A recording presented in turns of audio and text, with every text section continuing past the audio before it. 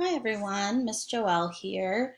I'm going to show you today how to best submit a Google Drive assignment. I'm on Canvas, I'm in my course, and I've clicked on assignments. So here is the assignment that I'm going to need to submit.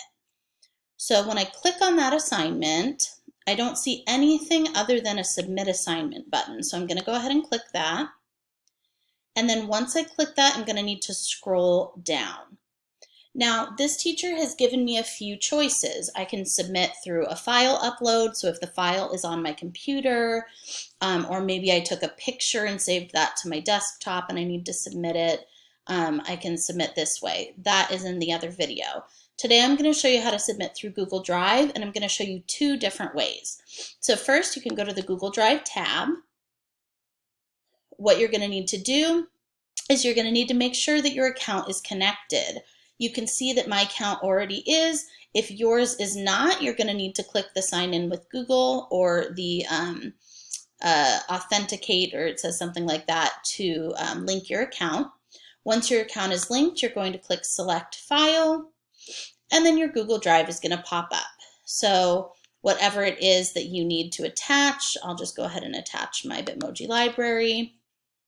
You're going to click the attach button, and now you can see right here that my assignment is attached. If I am done, I can click submit, and then I am finished submitting this assignment.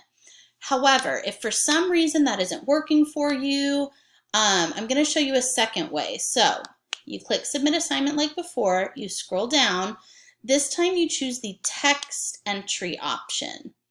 And this time, when it says text entry, you're going to go down here to the little V. It's not the Vimeo, it's the More External Tools button. You will click that and you will select Google Drive, and then the exact same process happens. So I make sure I'm in the right course, I select my file, I click add, I click attach,